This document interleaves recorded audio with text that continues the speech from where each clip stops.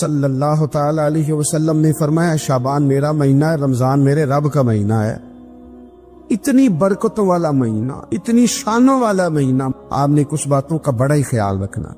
ایک تو آپ نے کوشش کرنی ہے نمازیں ذوق کے ساتھ پڑھی جائیں، آپ نے مسجد کے ساتھ دلچسپی پیدا کرنی ہے۔ آپ یہ کہیں کہ زیادہ سے زیادہ میں نہ دوسروں کو نواز سکوں، میں نہ چپکے سے پہنچوں کسی غریب تک، خود سے جاؤں اور اس کو اپنا محسن سمجھیں جس کی وجہ سے اللہ آپ کو ثواب دے رہا ہے، اس کو محسن سمجھیں جس کی وجہ سے اجر مل رہا ہے۔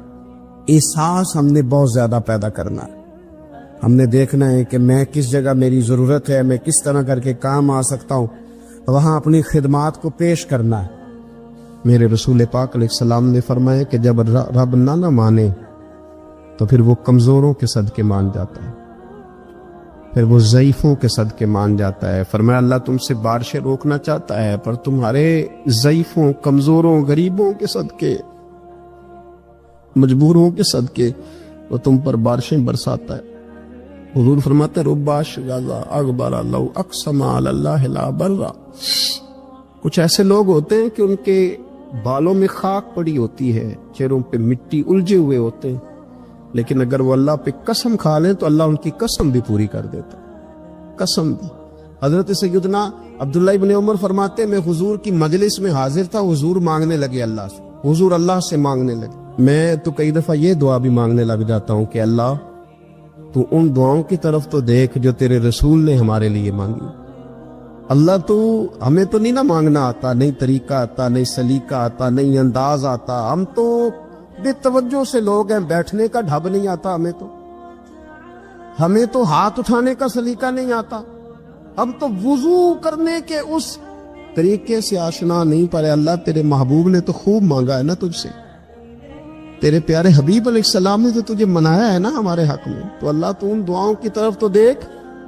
حضرت عبداللہ ابن عمر رضی اللہ تعالیٰ عنہ فرماتے میں حضور کی مجلس مبارکہ میں بیٹھا تھا، ابو داؤد شریف میں موجود ہے، کہتے حضور دعا مانگ رہے تھے۔ دعا کیا تھی؟ دعا حضور یہ مانگ رہے تھے رب اغفر لی، یا اللہ ہمیں بخش دے، وتب علی، اللہ ہماری توبہ قبول فرما، انک انت التواب الرحیم، بے شک تو توبہ قبول کرنے والا اور رحم کرنے والا۔ حضور دعا مانگ رہے تھے اے اللہ رب اغفر لی، یا اللہ ہمیں بخش دے، وتب علی، اور ہماری توبہ قبول فرما، انک انت التواب الرحیم، بے شک تو توبہ قبول کرنے والا اور رحم کرنے والا۔ حضرت عبداللہ ابن عمر فرماتے اس ایک دعا کو ایک ہی مجلس میں ایک ہی جگہ بیٹھ کر میرے نبی پاک نے اپنی زبان اطہر سے 100 مرتبہ ادا فرمایا۔ یہ 100 مرتبہ حضور نے یہ لفظ کہے رب اغفر لی وتب علی، رب اغفر لی وتب علی، رب اغفر لی، اے اللہ بخش دے، رحم فرما، وتب علی، بس قبول کر لے نا اب ہماری توبہ، انک انت التواب الرحیم، بے شک تو توبہ قبول کر لیا کرتا ہے، تو رحم فرمایا کرتا ہے۔ ایک ہی مجلس میں 100 دفعہ حضور نے دعا مانگی، دعا مانگ کے پھر دعا مانگی، اور دعا مانگ کے پھر دعا مانگ، اللہ کو منایا میرے رسول پاک۔ حضور نے ہمیں بتلایا اسے مناؤ، اس کی بارگاہ عالی مرتبت میں جھکو، اور حضور نے خود بھی یہ طریقہ ہمارے سامنے بطور سنت کے چھوڑا، اور پھر نبی پاک صلی اللہ علیہ وسلم نے آگے بڑھ کے ہمیں کچھ اور باتیں بھی ارشاد فرمائی۔ حضور نے ہمیں بتلایا کہ پچھلے لوگ اپنے رب کو کیسے مناتے تھے، وہ کس طرح اس کے حضور ناز عرض کرتے تھے۔ حضور نے ہمیں اللہ کو منانے کے طریقے بھی بتلائے، فرمایا جب ماں باپ دعا مانگیں گے اولاد کے حق میں تو وہ مان جائے گا۔ حضور علیہ السلام نے فرمایا جب مسافر دعا مانگے گا تو اللہ مان جائے گا۔ فرمایا میرے رسول کریم نے کہ جب بیمار دعا مانگے گا تو اللہ مان جائے گا۔ اور سید عالم علیہ السلام فرمانے لگے جب تمہارے ضعیف، کمزور، مجبور لوگ دعا مانگیں گے تو اللہ مان جائے گا۔ اور حضور نے فرمایا جب تم فرض ادا کر کے دعا مانگو گے تو اللہ مان جائے گا۔ اور میرے محبوب نے فرمایا جب پچھلی رات اٹھ کے تم اس کے حضور عرض کرو گے تو وہ تمہاری دعاؤں کو قبول کر لے گا، وہ تمہیں مان جائے گا۔ اور حضور نے ہمیں دن بتائے، فرمایا جمعے والے دن مانگنا مان جائے گا، شب قدر کو مانگ لینا مان جائے گا، شب برات میں دعائیں کرنا وہ مان جائے گا، رمضان کی راتوں میں مانگنا مان جائے گا، قرآن پاک کے ختم کے موقع پر دعا کرنا مان جائے گا، طریقے بتلائے۔ اب یہ ہے کہ ہم نے تو مانگنا تھا نا اس کی بارگاہ میں، ہم نے تو حاضر ہونا تھا، ہم نے تو جانا تھا، اب ہم نے آگے بڑھنا ہے، اس کے حضور عرض کرنا ہے۔ حضور نے ہمیں بتلایا، ہمارے پیارے رسول صلی اللہ تعالی علیہ وسلم نے بتلائی کہ جب انسان بہت زیادہ عاجزی کرتا ہے نا، بہت زیادہ عاجزی، تو پھر بھی اللہ مان جاتا ہے۔ جب وہ اس کے حضور بہت عجز کا اظہار کرتا ہے، بہت زیادہ عجز کا اظہار کرتا ہے، وہ ڈر جاتا ہے اس سے۔ وَلِمَنْ خَافَ مَقَامَ رَبِّهِ جَنَّتَانِ، فرمایا جو میرے سامنے کھڑے ہونے سے ڈرے گا میں اسے 2 جنتیں عطا کروں۔ نبی پاک صلی اللہ علیہ وسلم نے فرمایا، حضرت ابو ہریرہ رضی اللہ تعالیٰ عنہ راوی ہیں، حضور فرماتے ایک شخص مرنے لگا تو اپنے بچوں سے کہنے لگا کہ میں جب مر جاؤں تو مجھے جلا دینا، اور پھر میرے جلے ہوئے وجود کو پیس دینا، پھر مجھے ہوا میں اڑا دینا۔ پتر مجھے اڑا دینا، مجھے بڑا ڈر لگتا ہے، اگر رب نے مجھ سے حساب پوچھا تو میں قابل نہیں ہوں، اڑا دینا مجھے ہواؤں میں۔ اگر اس نے مجھ سے عذاب لیا تو حساب لیا تو بڑا سخت حساب لے گا۔ حضور فرماتے ہیں، بخاری میں موجود ہے، اس کے بچوں نے اسی طرح کیا، اس کے مرنے کے بعد اسے جلایا، ہوا میں اڑا دیا۔ اللہ کے محبوب فرماتے ہیں رب کریم نے حکم دیا زمین کو کہ اس کے ذرات کو جمع کرو، زمین نے ذرے جمع کیے، خدا نے حکم دیا تو اس کا وجود پھر سے اسی شکل میں آیا۔ تو رب کریم نے فرمایا یہ جو تو نے وصیت کی تو کیوں کی؟ اللہ جانتا ہے کہ نہیں جانتا؟ یہ کی تو کیوں کی؟ تو رو پڑا، کہنے لگا اللہ میرے اندر تو طاقت نہیں تھی تیرے سامنے کھڑا ہو کے حساب دے سکوں، تجھے منانے کے لیے تیرے خوف سے ڈر گیا، میں ڈر گیا۔ اگرچہ ہمارے بزرگوں نے لکھا ہے کہ آج یہ وصیت کرنا، اس رنگ میں یہ طرز اختیار کرنا درست نہیں، لیکن آپ غور فرمائیے کہ نبی پاک علیہ السلام فرماتے ہیں جب اس نے کہا نا اللہ تجھ سے ڈر کے یہ کیا، تو رب کریم نے فرمایا جا پھر میں نے تیری مغفرت کر دی، کیونکہ اللہ کو پتا تھا یہ دل سے بات کرنا۔ ہمیں یہ سمجھنا چاہیے کہ نبی پاک علیہ السلام کے دنیا میں تشریف لانے کے کچھ مقاصد ہیں۔ انبیاء جب آتے ہیں تو بڑا مقصد لے کر آتے ہیں، اس مقصد کو ہم نے سمجھنا ہے، اس پر ہم نے غور کرنی ہے اور اپنے آپ کو تبدیل کرنا ہے۔ میلاد جو ہے نا، میلاد اس کا مطلب انقلاب ہے۔ ہمارے ہاں سمجھ لیا لوگوں نے ایک کمیٹی بناؤ اور خوب جناب اچھے طریقے سے آپ ایک بزم سجاؤ، یہ بڑی اچھی باتیں ہیں، الحمدللہ اس کا اللہ بڑا اجر عطا فرمائے گا، یہ بڑی خوب بات۔ لیکن میرے عزیز جو میلاد شریف ہے نا، لفظ میلاد یہ انقلاب کا نام ہے۔ جب آپ میلاد مناتے ہیں تو آپ لوگوں کو یہ بتاتے ہیں کہ میلاد شریف سے پہلے بیٹیاں زندہ دفن ہوتی تھیں، اور جب حضور کا میلاد ہو گیا تو اب تو بیٹی قانونی وارث ہے باپ کی، اسے اعزاز مل گیا، انقلاب آ گیا۔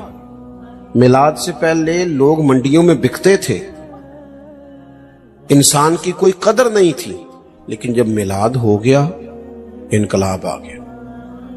اب یہ برادری کے رٹے، یہ قبیلوں کی لڑائیاں، یہ سب جہالت قرار پائیں۔ قبیلے صرف تعارف کے لیے، باقی کوئی بڑا نہیں کوئی چھوٹا نہیں۔ ان اکرمکم عند اللہ اتقاکم، اللہ کی نظر میں اس کی عزت زیادہ ہے جو پرہیزگار زیادہ ہے۔ اب انقلاب ہے، اب اس نام پر قوم کو تقسیم نہیں کیا جائے گا۔ اب حضرت بلال حبشی آئیں گے تو حضرت عمر اٹھ کے کھڑے ہو جائیں گے امیر المومنین ہوتے ہوئے، اور انہیں اپنی جگہ پر بٹھا کے کہیں گے بلال آپ تو ہمارے سردار ہیں۔ میلاد ایک انقلاب کا نام۔ میلاد شریف سے پہلے لوگ بتوں کی پوجا کرتے تھے معاذ اللہ۔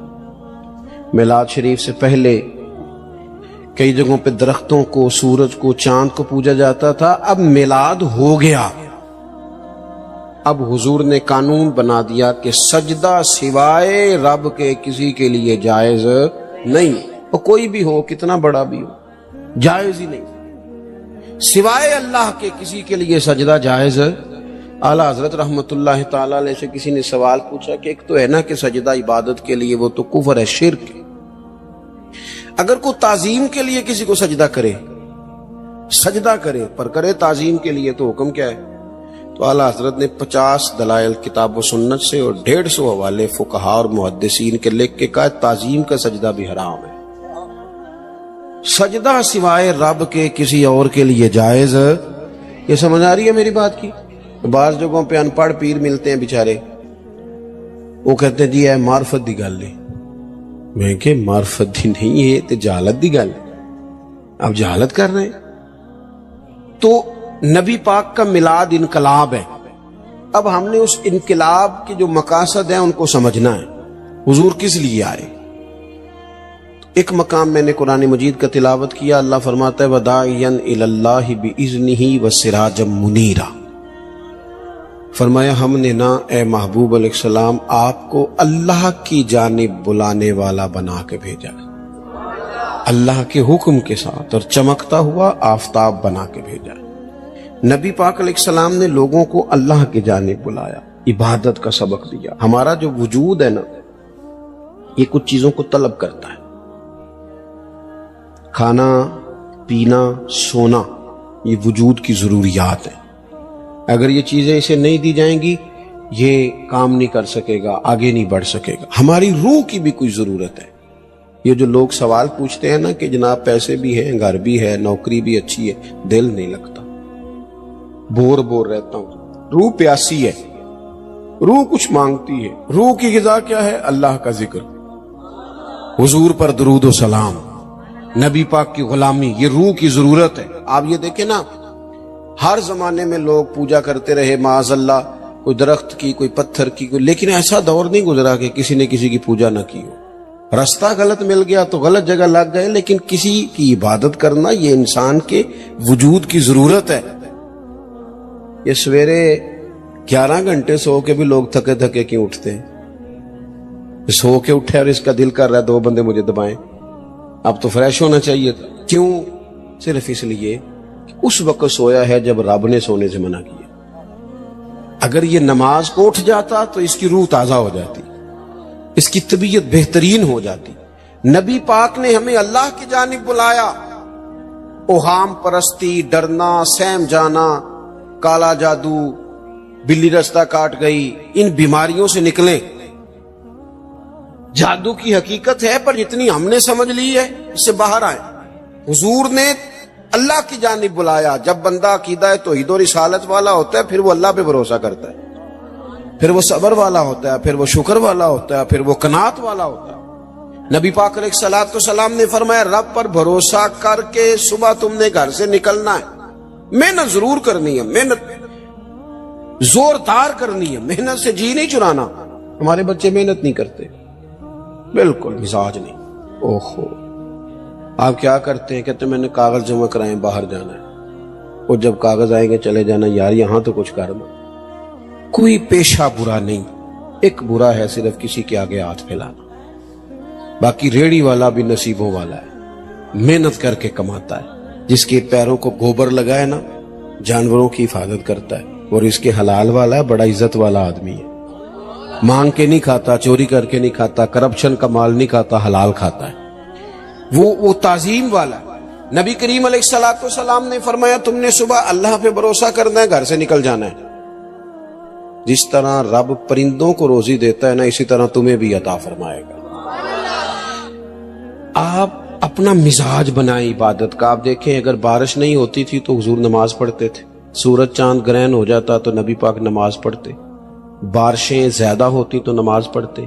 حتیٰ کہ بدر کے دن کافر اونٹ ذبح کر کر کے گوشت کھاتے رہے، معاذ اللہ شرابیں پیتے رہے. اور جناب صدیق اکبر رضی اللہ تعالیٰ عنہ فرماتے میرے نبی پاک ساری رات نماز پڑھتے رہے، اللہ کو مناتے رہے، رب کی مدد کو بلاتے رہے، ساری رات نماز پڑھتے. اپنی طبیعت لگائیں عبادت پر. ویسے بھی جو لوگ سجدے کے عادی ہو جاتے ہیں نا، جن کا سر رب رسول کے سامنے جھکتا ہے، وہ جگہ جگہ جھکنے سے بچ جاتے ہیں، مضبوط ہو جاتے ہیں. دوسرا مقام قرآن مجید کا وَمَا أَرْسَلْنَا مِن رَّسُولٍ إِلَّا لِيُطَاعَ بِإِذْنِ اللَّهِ. اللہ فرماتے ہم نے جو رسول بھی دنیا میں بھیجے اس لیے بھیجے کہ ان کی اطاعت کی جائے، فرما برداری کی جائے، ان کی پیروی کی جائے، ان کے نقش قدم چلا جائے. رسول اس لیے ہوتے ہیں کہ ان کے پیچھے چلو، ان کی پیروی کرو.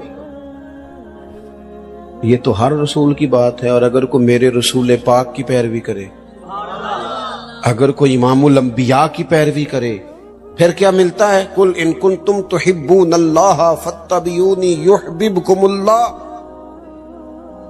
رب فرماتا ہے محبوب ان سے کہو اگر رب سے محبت کرنا چاہتے ہیں تو آپ کی پیروی کریں، اللہ خود ان سے محبت فرمائے گا. نبی پاک کے طریقے پر چل کے بندہ اللہ کا محبوب بن جاتا ہے. اور غیر مشروط اطاعت صرف نبی پاک کی ہے. حضور جو کہہ دے کر گزرو، جو فرما دے. غیر مشروط اطاعت باتیں زیادہ مشکل نہیں کرنا چاہتا، باقی جس کی بھی فرما برداری ہے وہ مشروط ہے. پیر صاحب کی، استاد صاحب کی فرما برداری غیر مشروط نہیں، مشروط ہے. کسی کا بھی حکم صرف وہ مانا جائے گا جو شریعت کے دائرے کے اندر ہے. اگر دائرے سے باہر ہے تو پھر کسی پیر کا، استاد کا حکم نبی پاک کا ہر حکم مانا جائے گا، کیونکہ حضور کی بات ہی شریعت ہے. نبی پاک کا اٹھنا بیٹھنا دین ہے، حضور کا کلام کرنا دین ہے. نبی پاک کے رستوں کا مسافر بنا جائے، حضور کی فرما برداری کی جائے، اطاعت کی جائے. نبی پاک سے پیار کرنا ہے وہ بھی کھول کے، اور حضور کا حکم ماننا ہے تو وہ بھی پورا. ہمارے ہاں لوگ پیار کھول کے کرتے ہیں، حکم. اچھا جناب، کسی بندے سے آپ باقی وہ سارے کام بغیر دعا کے کر رہا ہے، بینک میں تنخواہ آتی ہے دعا نہیں کراتا، لینے چلا جاتا ہے. گھومنے، سیر کرنے، سب جگہ وہ بغیر دعا کے جاتا ہے. اگر اسے کہا جائے نماز پڑھو، کہتے پیر صاحب دعا کرو میرے لیے. میں کہ باقی تے کما دی نہیں دی یار، کدے دعا کرائی، باقی بھی کراتا نا. تو ایک کیوں مطلب ہم اس طرح کا مزاج بناتے ہیں؟ اس سے بندے کا دل سخت ہو جاتا ہے.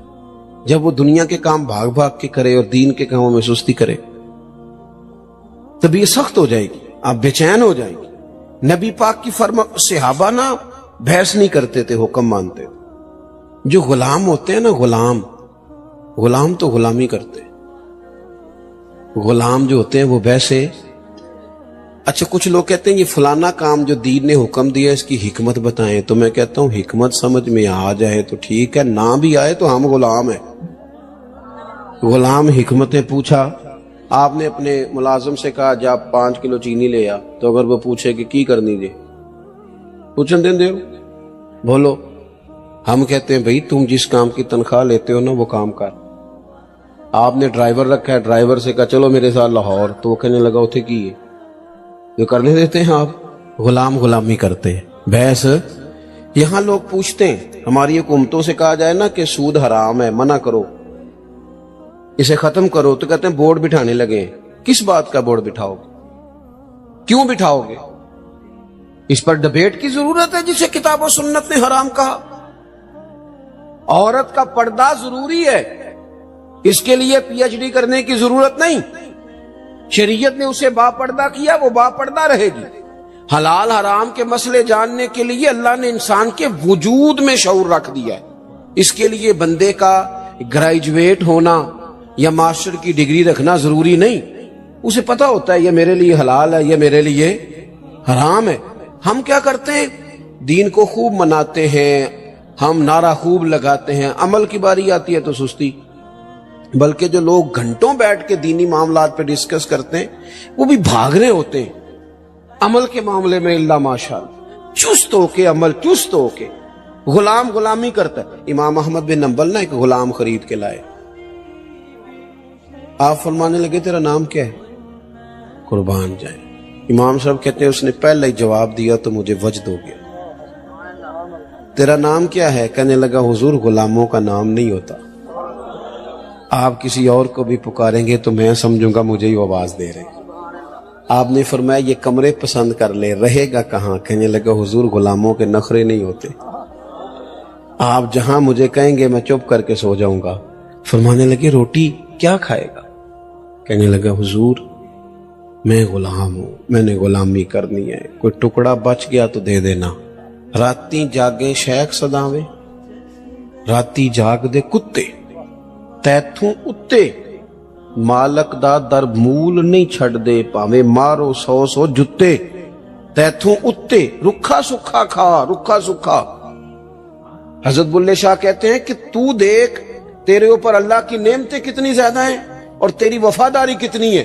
کتے کو تو ایک روٹی ڈالتا ہے وہ بھی بچی ہوئی، दूसरी मांगे तो जूता मारता है, और वो सारी रात तेरी पहरेदारी करता है। उसका अंदाज देख, और तेरा भी तो कोई मालिक है ना। तू सोया हुआ है, ईशा के टाइम तू सड़क पे था, खाने वाली दुकान पे था, बर्गर वाली दुकान पे था, और फजर में तो बिस्तर पे था।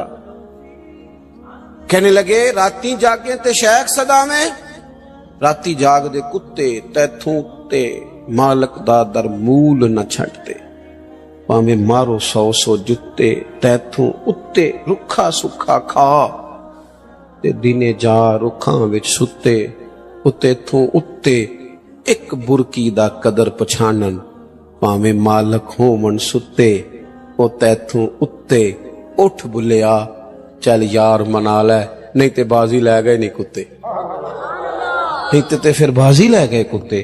बात माने, हुजूर की गुलामी करें। नौजवान दोस्तों, हुजूर ना खुतबा दे रहे थे, तकरीर कर रहे थे। जुम्मे का दिन था, एक शख्स खड़ा हो गया, एक सहाबी खड़े हो गए। हुजूर ने उनसे कहा बैठ जाओ। हमें तो बाकायदा पता चल गया ना ये हलाल और हराम है, फिर भी वैसे गुफ्तगू है, तबसरा है, ये कर लेंगे, बस वो उम्रे के बाद मैं नेक हूं, बस वो शादियां 4 हो जाएं तो मैं ठीक हूं। फिर तुझे पक्का पता है इतना टाइम तुझे मिलेगा? हुजूर ने एक शख्स से कहा, नाम नहीं लिया, बैठ जाओ। एक सहाबी उस कोने में थे, उनके कान में आवाज गई, मस्जिद के दूर कोने में, वहीं बैठ गए। एक वो बाहर थे कोने में, कान में आवाज गई बैठ जाओ, वहीं बैठ गए। एक उस कोने में थे। जब हुक्म मानना है ना, जब गुलामी करनी है तो गुलाम तो भाग जाता है, इशारा मिलते ही दौड़ जाता है। लोग मुख्तलिफ कोनों में बैठ गए, नमाज मुकम्मल हुई, अल्लाह के हबीब सल्लल्लाहु ताला अलैहि वसल्लम ने फरमाया आप कहां थे? हुजूर वो आवाज आई थी बैठ जाओ, मैं वहीं बैठ गया था। आप कहां थे? या रसूलल्लाह मैं वो कोने में था, मेरे कानों में आपकी मुकद्दस आवाज आई बैठ जाओ, तो मैं वहीं बैठ गया। आप कहां थे? या रसूलल्लाह वो दूर था, बनु गनम में, आवाज आई मैं बैठ गया। महबूब फरमाने लगे ना आपसे कहा, ना आपसे कहा, ना आपसे कहा, मैंने तो इनसे कहा था। रो पड़े, या रसूलल्लाह आपने नाम तो नहीं ना लिया, हमने सुना ना बैठ जाओ, तो गुलाम क्यों हुए? मकसूद तो गुलामी करना। तेरे तेरे हुक्म के पाबंद हैं, सानू कैद सजन दा कहना है, ओ जिंज रखे असां उंज रहना है। सानू ते कैद सजन दा कहना है, सोना जिंज रखे असां उंज। उम्मत गुलामी का दावा हुजूर से करती है, फैशन वो करती है जो राज टीवी पे देखा है। दावा हुजूर की गुलामी का, और बात कबीले की मानती है। दावा हुजूर की गुलामी का, और चलती वो लोगों के कहने पे है कि लोग क्या कहेंगे। हुजूर इसलिए आए हैं कि नबी पाक की पैरवी करो, हुजूर के नक्शे कदम चलो। रसूल करीम ने हमें आसान दीन दिया है। ये रस्में, ये रिवाज, ये कहानियां, ये स्टोरियां, इन्होंने हमें मुश्किल में डाला है। मैं पता है दीनदार किस बंदे को समझता हूं? जो महफिल में आया, जुमा पढ़ता है। मेरी राय ये है, मैंने ये सुना है अपने बड़ों से, कि दीनदार होने का पता उस दिन चलता है जिस दिन घर में शादी होती है।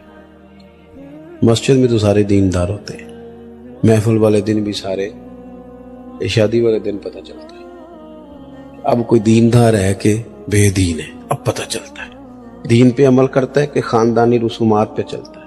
अब पता चलेगा कि दुखों के वक्त तो अल्लाह रसूल का नाम लेता था, अब सुख का वक्त है, अब भी लेता है कि नहीं, खुशी के वक्त भी लेता है कि नहीं।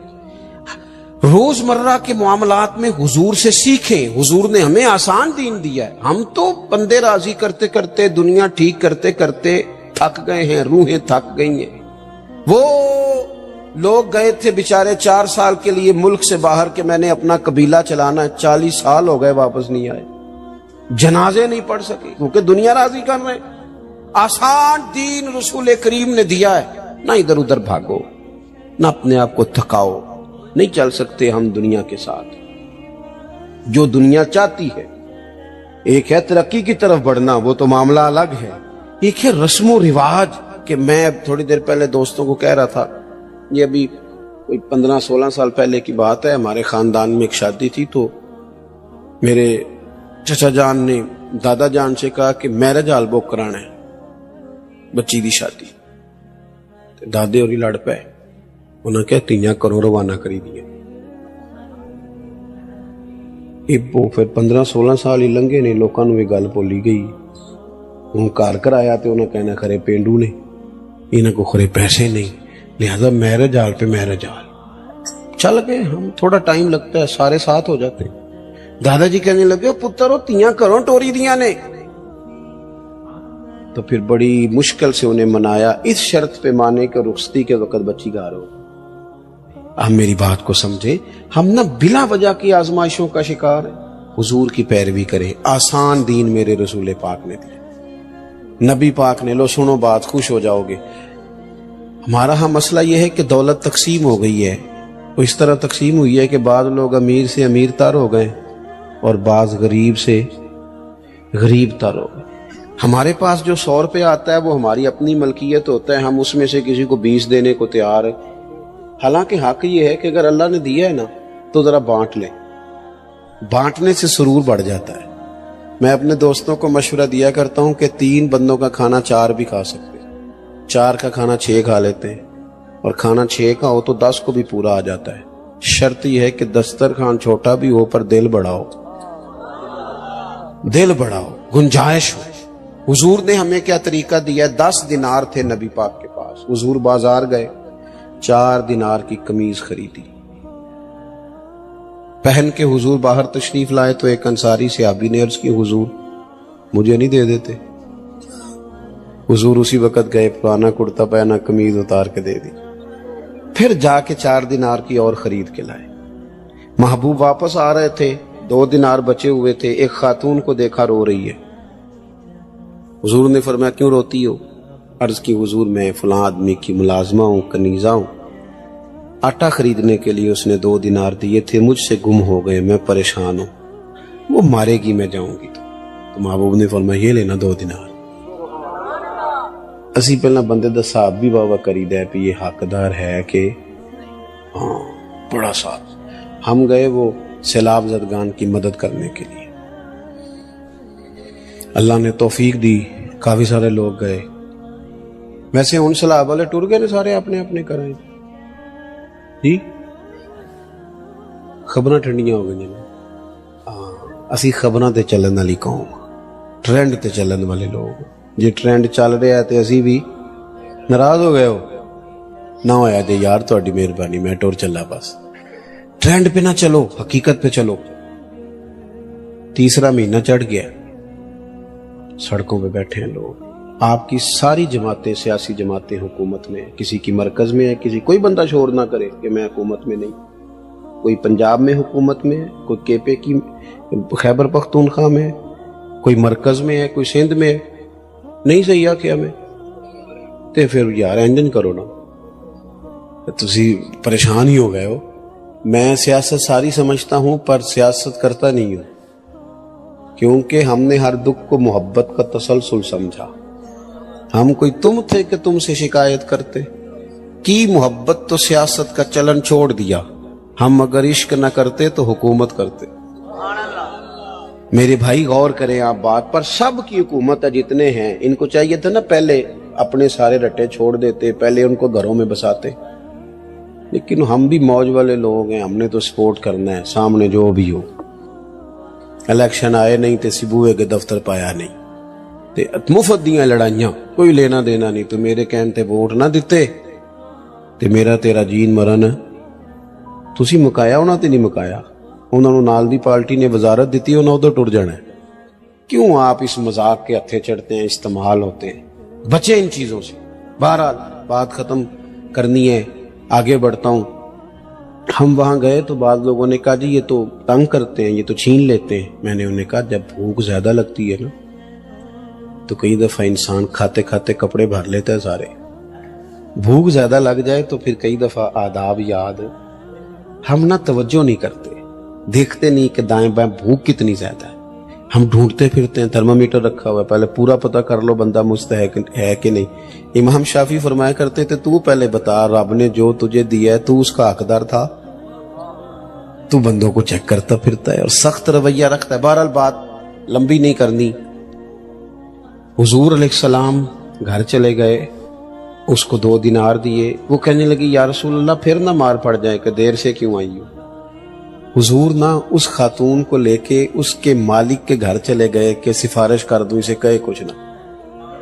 محبوب نے ان کے دروازے پہ کھڑے ہو کے کہا السلام علیکم. اندر سے جواب ہی کوئی نہ آیا. حضور نے پھر فرمایا السلام علیکم. کوئی جواب نہیں آیا.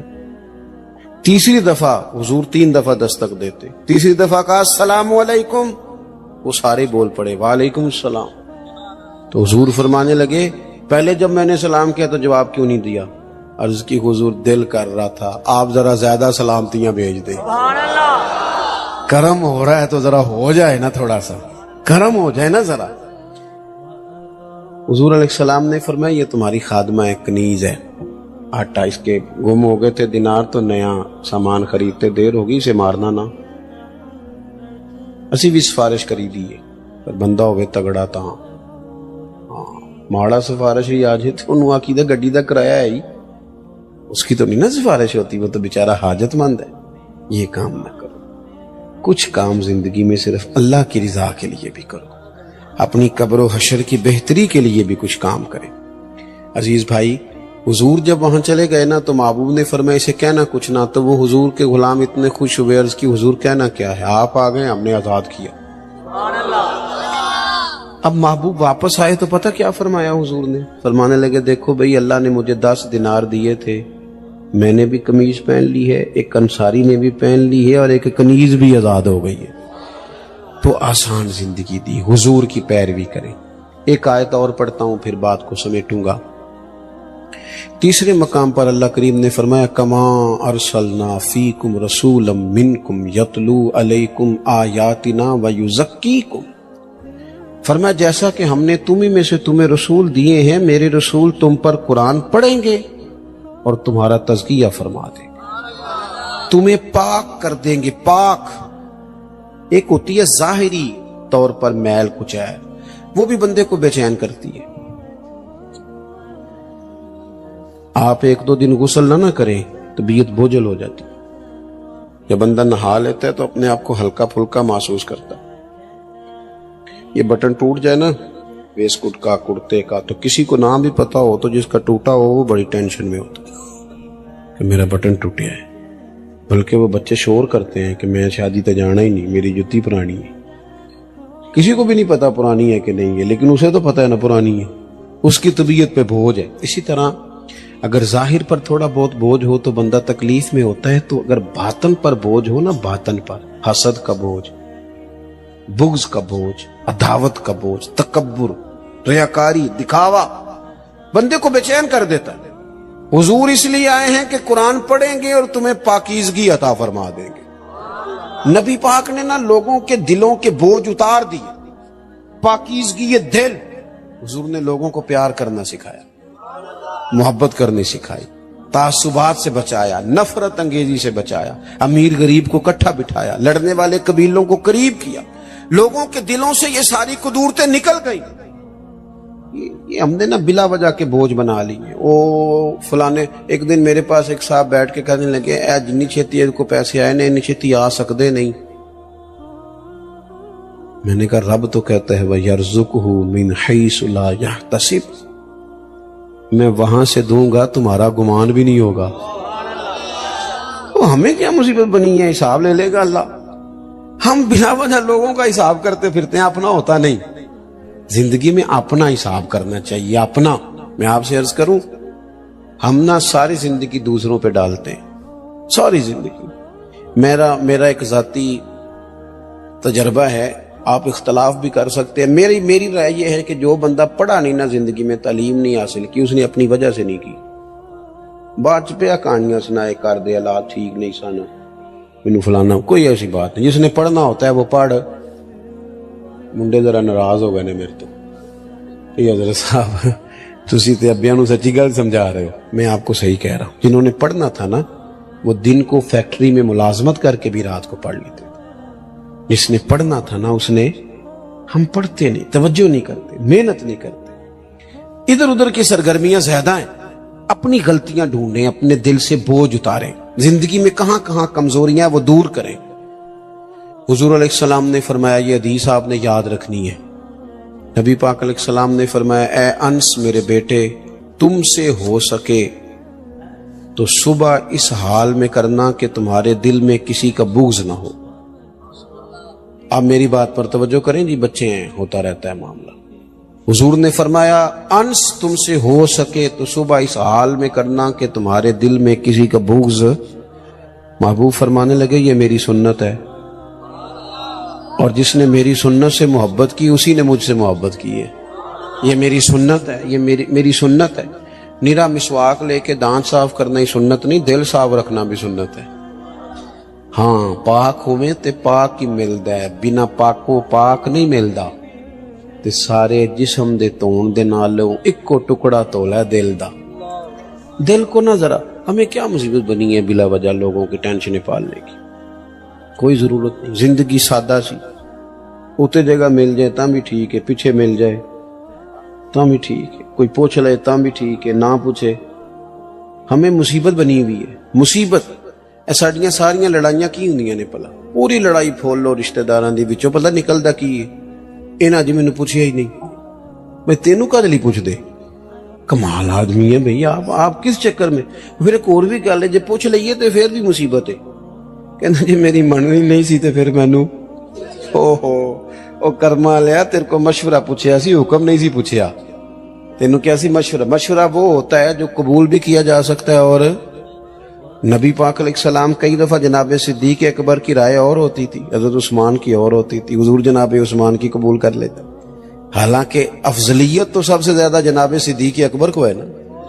وہ بھائی کیا بات ہے، ہم بلا وجہ کے رٹے ڈال کے، اور کوئی مسئلہ ہی نہیں، کوئی مصیبت ہی نہیں. آپ سادہ طرز زندگی اختیار کریں، سادہ. دیکھو حضور کا طریقہ کیا ہے. نبی پاک علیہ السلام غلاموں کے ساتھ مل کے بیٹھتے، زمین پہ سو جاتے. سیدہ عائشہ صدیقہ فرماتی ہیں جب تک گھر میں رہتے گھر والوں کا کوئی نہ کوئی کام ہی کرتے رہتے. اپنی زندگی میں دوسروں کا بھلا کرنا شروع کریں، صاف دل کریں. حضرت بابا فرید الدین مسعود گنج شکر بابا صاحب رحمت اللہ علیہ فرماتے ہیں کہ ایک نیک نوجوان تھا، دن کو روزہ رکھتا، رات کو نماز پڑھتا، پر اللہ سے ڈرتا پھر بھی بہت ہی زیادہ تھا، بڑا ہی ڈرتا تھا. موت کا وقت آیا تو ماں ہی تھی بس اس کی، تو ماں سے کہنے لگا اماں میری ماں ہے، میرے ساتھ 3 وعدے تو کر. اس نے کہا پتر تو بتا، آخری ہجکی لے رہا ہے اور اس غریبنی ماں سے تو وعدہ لے رہا، بتا کیا وعدہ. عرض کرنے لگا اماں جب میں مر جاؤں نا تو میرے گلے میں رسی ڈال کے تو مجھے گھمانا گھر کے صحن میں، اور لوگوں کو کہنا جو رب کی نافرمانی کرے اس کا یہی حال ہوتا ہے. یہ اعلان کرنا جو اللہ کے نافرمان ہوں ان کا یہی اشر کیا جانا چاہیے. اور اماں پھر دوسرا وعدہ کر، میرا رات کو جنازہ اٹھایا جائے، میں نہیں چاہتا کہ کسی کے منہ سے یہ لفظ نکل جائے کہ وہ دیکھو اللہ کا نافرمان جا رہا. رات کو میرا جنازہ اٹھا لو. اور اماں تیسرا میرے ساتھ وعدہ کر کہ لوگ مجھے دفن کر کے آ جائیں گے تو میری قبر پہ چلی جائے گی. عمل میرے پاس کوئی نہیں، پر مجھے لگتا ہے ماں کے قدموں کی برکت سے عرش کا مالک بھی رحم فرمائے گا. اماں تو وعدہ کر کہ میرے ساتھ وعدہ کر. بابا صاحب رحمت اللہ علیہ فرمانے لگے کہ ماں بوڑھی ماں نے وعدہ کر لیا. کہا بیٹے ٹھیک ہے، اگر تیری یہی ضد ہے تو میں تیار ہوں. پھر اس نے کلمہ شہادت پڑھا، اس نوجوان کی روح پرواز کر گئی. بوڑھی ماں نے رسی منگائی تو وَلِمَنْ خَافَ مَقَامَ رَبِّهِ جنتان، جو ڈر جائے. اس نے تو کہا تھا نا کہ رسی ڈال کے گھمانا اور کہنا یہ اللہ کا نافرمان ہے، اس کا یہی اشر ہونا چاہیے تھا.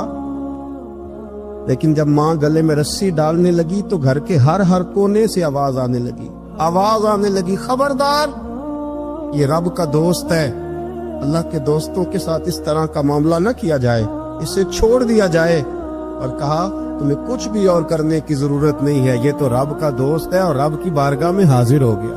کہ مومن متقی ہوتا ہے نا، پرہیزگار ہوتا ہے، اس نے کچھ نیکیاں بھی کی ہوتی ہیں، اس طرح اسے اپنے گناہوں کا پتہ ہوتا ہے نا. اسے پتہ ہوتا ہے کہ نہیں یار فلاں کام میں نے فقط اللہ کی رضا کے لیے کیا ہوا ہے، میرا اور میرے رب کا راز ہے۔ فرمایا جب تم بڑے الجھ جاؤ نا، راوی حضرت عبداللہ ابن عمر رضی اللہ تعالیٰ، حضور فرماتے ہیں 3 لوگ سفر کر رہے تھے۔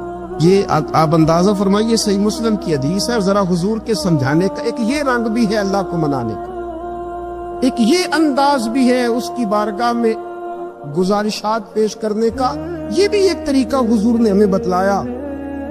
اگرچہ اپنی نیکیوں کو چھپانا چاہیے، نیکیاں جو چھپی ہوئی ہوتی ہیں وہ قیمتی ہوتی ہیں، وہ قیمتی چیزیں ہوتی ہیں جو لوگوں نے چھپا کر کے رکھی ہوتی ہیں۔ حضرت عبداللہ ابن عمر فرمانے لگے کہ نبی پاک صلی اللہ علیہ وسلم فرماتے ہیں 3 لوگ سفر کر رہے تھے، رستے میں طوفان آ گیا، تیز بارش شروع ہو گئی، تو حضور فرماتے ہیں وہ تینوں بارش سے بچنے کے لیے ایک غار میں چھپ گئے۔ ان کو پتہ ہے پرانے زمانے کے اندر غاریں ہوتی تھیں، اور لوگ جب سفر کرتے تھے لمبے تو پتھروں اور پہاڑوں کے بیچ میں سے سفر کرتے تھے، وہ غار کے اندر چلے گئے۔ چونکہ طوفان بہت زیادہ تھا، جب وہ غار کے اندر چلے گئے تو اللہ کے پیارے حبیب صلی اللہ علیہ وسلم فرماتے ایک پتھر اوپر سے لڑکتا ہوا آیا اور غار کے منہ کے آگے آ کے اس نے غار کو بند کر دیا۔ اتنا تیز اور اس مضبوطی کے ساتھ وہ پتھر لگا اور اتنا صحیح فٹ ہوا کہ اندر روشنی آنی بھی ختم ہو گئی۔ اب 3 لوگ ہیں، تھوڑی دیر تو وہ پریشان رہے کہ شاید اب کبھی بچ نہیں سکیں گے، شاید چاروں جانب اندھیرا ہی ہے اور اندھیرا ہی رہے گا، شاید یہاں سے نکلنے کے لیے اب ہمیں کوئی رستہ میسر نہیں آئے گا۔ وہ پہلے تو پریشان ہوئے، پھر کہنے لگے یار اس طرح کرو، ذرا غور کیجیے گا میری بات پہ۔ فرمایا اس طرح کرو، اگر کوئی زندگی میں نیکی کی ہے نا تو ذرا اس نیکی کو یاد تو کرو، اور یاد کر کے اس مالک کے حضور عرض تو کرو، وہ کریم ہے، کوئی آنکھوں شاید من جاوے تے گل کم تتڑی دا بن جاوے، عرض تو کرو۔ ان میں سے یہ آپ اندازہ فرمائیے، یہ بات بیان کون کر رہا ہے؟ یہ مدینے والے رسول بیان کر رہے ہیں، یہ نبی پاک علیہ السلام نے بیان فرمایا۔ یہ وہ کہانی ہے جو ہمیں ہمارے نبی پاک نے سنائی، رسول کریم علیہ السلام نے ہمیں بتلائی، یہ داستان محبت۔ حضور فرمانے لگے ایک نے ان میں سے ہاتھ اٹھائے اور اس نے انداز کیا چھیڑا، عرض کرنے لگا اللہ تو جانتا ہے نا میں نے بکریاں رکھی ہیں، میں غریب ہوں، مزدور ہوں، اور مالک تو یہ بھی جانتا ہے کہ میرے بچے بھی ہیں، بیوی بھی ہے، پر میں جب بھی گھر لوٹا ہوں تو دودھ میں نے بچوں اور بیوی کو پہلے نہیں دیا، بوڑھے ماں باپ کو پہلے دیا۔ اللہ میں نے ان کے ساتھ ہمیشہ کرم کے بازو کھول کر معاملہ کیا۔ وہ غار میں تنہا بیٹھے ہیں اور اپنے مالک کو منا رہے ہیں، عرض کرتے ہیں اللہ تجھے یاد ہے نا ایک رات جب میں بڑی دیر سے لوٹا تھا، لکڑیاں کاٹتے، درخت تلاش کرتے، مجھے دیر ہو گئی، میں دیر سے لوٹا تھا، نیت یہ کر رکھی تھی کہ دودھ سب سے پہلے ماں باپ کو پلاؤں گا، مالک جب میں لوٹا تو وہ بوڑھے تھک کر کے سو گئے تھے، میری بیوی نے مجھے کہا کہ بچوں کو پلا دو، وہ سو گئے، تو میں نے کہا نہیں میرے ذمے ہیں ان بوڑھوں کے دل کو ٹھنڈا کرنا، ان سے پیار کرنا۔ اللہ بیوی مانگتی رہی، بچے طلب کرتے رہے، میری ٹانگوں میں گھومتے رہے، بار بار آتے رہے، اور میں نے دودھ نہیں پلایا۔ اے مالک فجر ہو گئی، آفتاب طلوع ہونے کا وقت آ گیا، پر میں نے ماں باپ کے بیدار ہونے کا انتظار کیا۔ اے اللہ وہ جب اٹھے تو ان کی آنکھوں میں جو میرے لیے دعا تھی اور ان کے سینوں میں جو میرے لیے کرم تھا، اگر تیری بارگاہ میں وہ نیکی قبول ہے تو مالک پہ رحم فرما، نہ اس مشکل سے آسانی عطا فرما۔ سنو سنو، رسول کریم صلی اللہ علیہ وسلم فرماتے ہیں کہ اس بندے کی دعا مکمل ہوئی تو پتھر تھوڑا سا سرک گیا، اور اتنا سرکا کہ آسمان نظر آنے لگا۔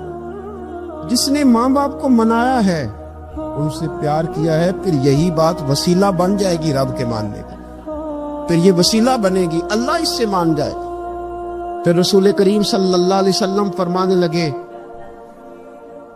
دوسرا بولا اور عرض کرنے لگا کہ اے اللہ تو جانتا ہے مجھے اپنے چچا کی بیٹی بھانے لگی تھی، میں اس کی طرف رغبت کرنے لگا تھا، اور میں نے جب اس سے جا کے ارادہ کیا کہ میں تیرا طالب ہوں، تو اس نے مجھے کہا کہ پہلے 100 دینار لاؤ، बाना तो अल्लाह मैंने मुशक्कत करके 100 दिनार जमा किए, और जब मैं पूरी तरह उस पर हावी हो गया, वो मेरे कब्जे में आ गई और गुनाह का मैंने इरादा कर लिया, तो उस औरत के मुंह से एक जुमला निकला कि अल्लाह से डर। ऐ मालिक, वो मेरे कब्जे में थी। ऐ अल्लाह, मैं गुनाह पर कादिर था, मैं चाहता तो गुनाह कर लेता, लेकिन जब उसने तेरा नाम लेके कहा ना कि अल्लाह से डर, अल्लाह मैं डर गया, मैं उसे छोड़ के आ गया। अगर तुझे ये बात पसंद है तो फिर निकाल देना इस मुश्किल से, फिर कर देना करम। अल्लाह, मेरी भी तो चढ़ती जवानी थी ना, मैं भी तो सब कुछ कर सकता था, पर तेरे लिए, तेरी खातर मैं लज्जत गुनाह से बाज रहा, तो अल्लाह तू रहमत फरमा दे।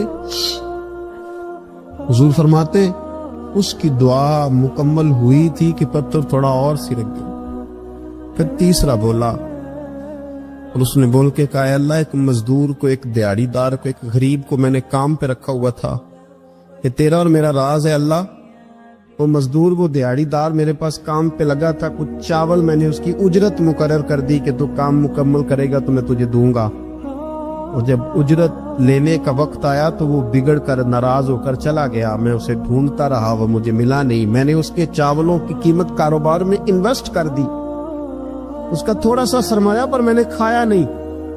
फिर वो उससे मैं कारोबार करता रहा, और इतना कारोबार किया कि बहुत सारी गायें और उनके चरवाहे तैयार हो गए। वो सालों के बाद लौटा, मैंने उस गरीब का माल खाया नहीं, बल्कि बढ़ाया, महफूज करके रखा। वो सालों के बाद लौटा और कहने लगा, मेरा माल तो, मैंने कहा, वो सारी गायें तेरी है, वो चरवाहा तेरा है, ये सारा कुछ तेरा है। तो कहने लगा, तू मुझसे मजाक करता है, मैं गरीब कहाँ और गाँव इतनी बड़ी गायें कहाँ, तू मजाक करता है। तो मैंने कहा, मजाक नहीं, मैंने अपने रब से डर के तेरे माल की हिफाजत की, ये तेरा है। ऐ अल्लाह, मैं खा भी तो सकता था ना, पर तुझसे डर कर मैंने वो सारा महफूज रखा।